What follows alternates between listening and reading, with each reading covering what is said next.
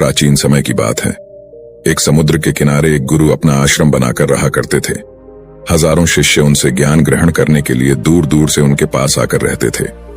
गुरु का ज्ञान देने का तरीका भी बहुत ही अनूठा था। शुरुआत में वो अपने शिष्यों को उपदेशों के माध्यम से ज्ञान देते थे। उसके बाद वो अपने शिष्यों को उस ज्ञान का अनुसरण करने के लिए कहते थे, उस ज्ञान को अपने व्यवहारिक जीवन में उतारने को कहते थे। एक बार उस आश्रम में एक सम्राट अपने बेटे को लेकर पहुंचा।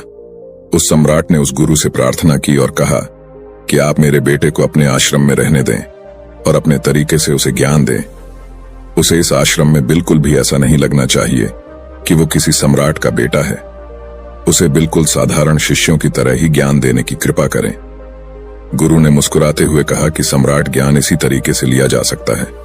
अगर तुम अपने आप को दूसरों से महान समझोगे तो तुम ज्ञान ग्रहण नहीं कर पाओगे। अगर तुम्हें ज्ञान ग्रहण करना है तो तुम्हें दूसरों की तरह अपने आप को साधारण समझना होगा।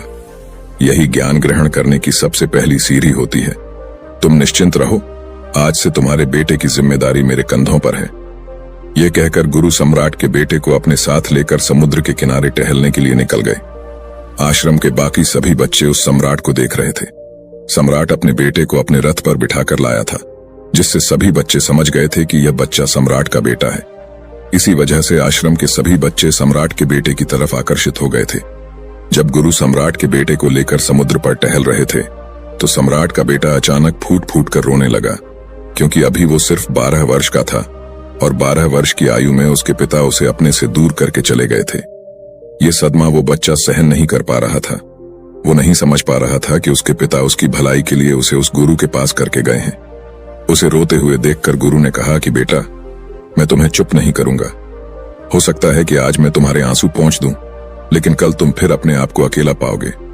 याद रखना, जीवन में इंसान अकेला आता है और अकेला ही जाता है। जितनी जल्दी जो इंसान इस बात को समझ लेता है, वो उतनी जल्दी आत्मज्ञान के रास्ते पर निकल जाता है। गुरु ने अपनी बात आगे बढ़ाते हुए कहा कि जो इंसान अकेला रहना सीख लेता है वही खुद से प्यार कर पाता है, और जो खुद से प्यार करना जानता है वो किसी के भी जाने का अफसोस नहीं करता, क्योंकि वो खुद से ही प्यार करता है। धीरे धीरे तुम आश्रम के माहौल में ढल जाओगे। शुरुआत में तुम्हें समस्या आ सकती है, लेकिन कुछ दिनों के बाद तुम इसे आत्मसात कर लोगे। उसके बाद तुम्हें यही जगह बहुत अच्छी लगने लगेंगी। ये जगह तुम्हें अपने महल जैसी लगने लगेंगी। संध्या हो चली थी। समुद्र के दूसरे छोर पर सूरज छिपने लगा था और अपनी लालिमा पूरे आसमान में बिखेर रहा था। बहुत ही सुंदर दृश्य था और गुरु शिष्य को अपने साथ लेकर आश्रम में वापस लौट आए। उस शिष्य को भी सांत्वना मिली, क्योंकि गुरु की आंखों में एक अभूतपूर्व शांति झलक रही थी। और जब हम किसी एकांतवासी गुरु की आंखों में वो शांति देख लेते हैं तो हमारे हृदय से भी सारा भार हट जाता है। मन एकदम निर्मल हो जाता है। जब सम्राट का बेटा रात्रि का भोजन करने के लिए भोजन कक्ष में पहुंचा तो आसपास के सभी शिष्य उसके पास आने लगे। उन सभी को पता था कि यह सम्राट का बेटा है और अगर हम इससे दोस्ती कर लेते हैं तो उससे हमारा बहुत फायदा होने वाला है। यही सोचकर आश्रम के ज्यादातर शिष्यों ने उसे घेर लिया था।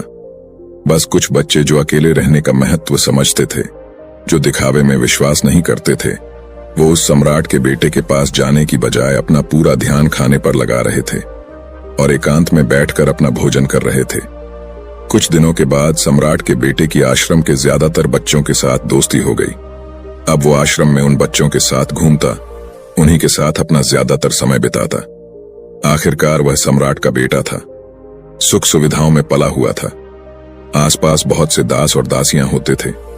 आसपास अपने मित्रों से घिरे होना, वही दिनचर्या उसने इस आश्रम में भी अपना ली थी। ऐसा नहीं था कि गुरु को यह सब पता नहीं था, पर गुरु उसे अलग तरीके से ध्यान देना चाहते थे। बच्चों को ज्ञान आप उपदेश देकर नहीं दे सकते, उन्हें साक्षात्कार कराना होता है। उसके बाद उन्हें वो बात समझ आती है जो आप समझाना चाहते हैं। गुरु को ये बात पता थी कि अगर मैं इसे बोलकर बताऊंगा तो ये कभी समझ नहीं पाएगा।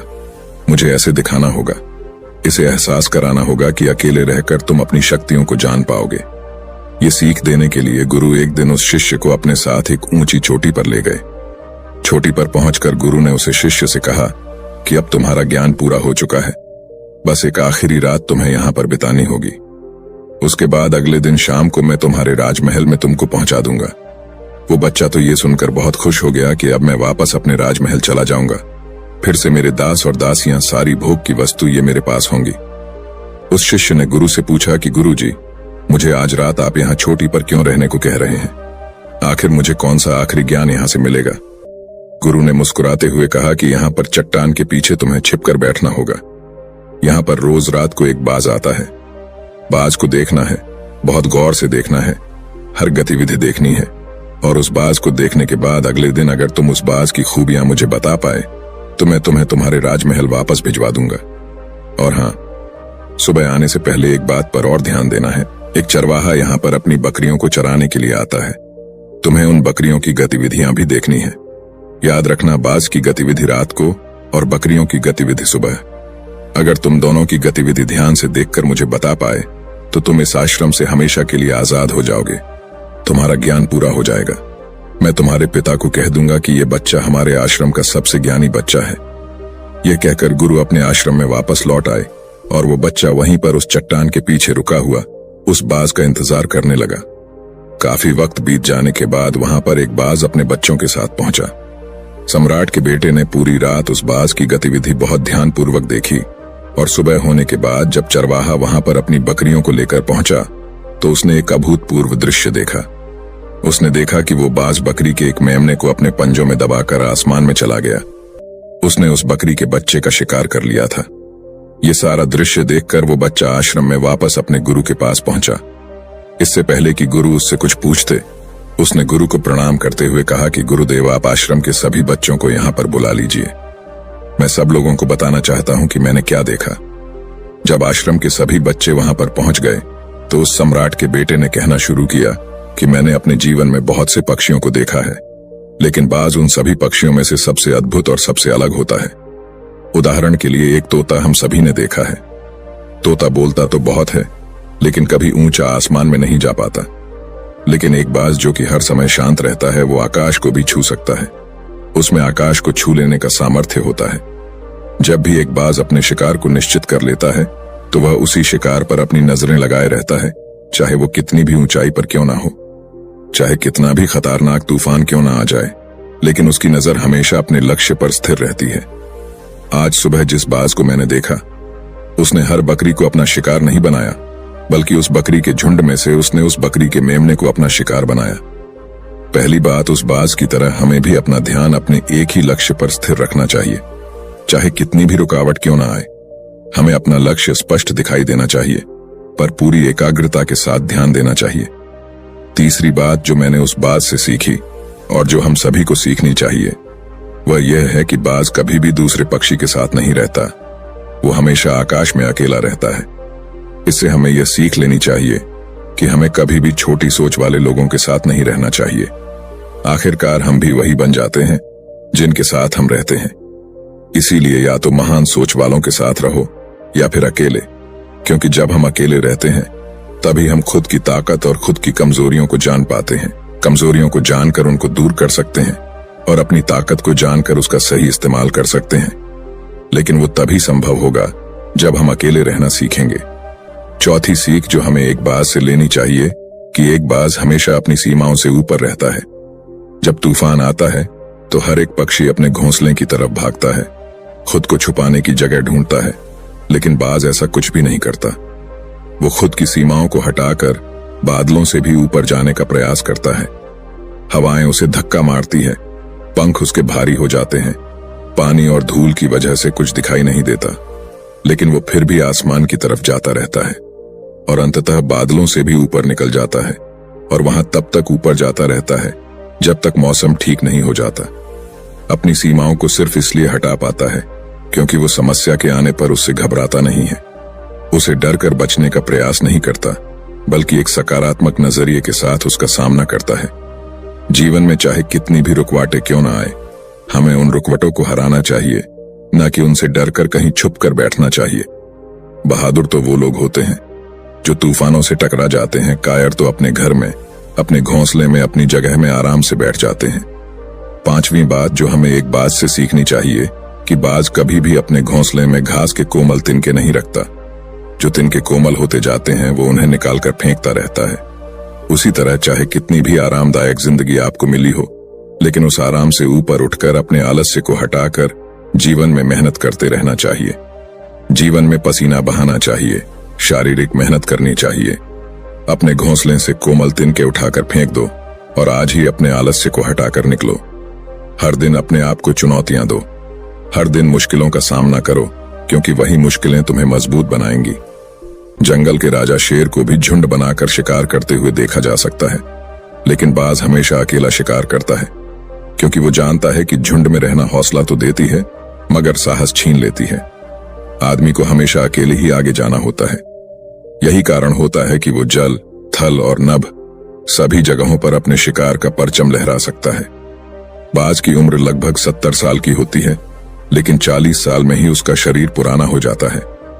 नाखून उसके पैरों में धंसने लगते हैं, पंख उसके शरीर में चिपक जाते हैं, उसकी चोंच खराब हो जाती है, उसका शरीर भारी हो जाता है। ऐसी स्थिति में शिकार करना तो क्या, जीने की भी हालत नहीं रहती उसकी।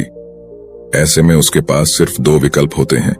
पहला, या तो वह खुद की इस अवस्था को स्वीकार कर लें और भूखा प्यासा मर जाए, किसी दूसरे जानवर का शिकार बन जाए, और दूसरा विकल्प यह होता है कि वो 6 महीने एक बहुत ही दर्दनाक प्रक्रिया से गुजरे और खुद को फिर से पहले जैसा मजबूत बना लें।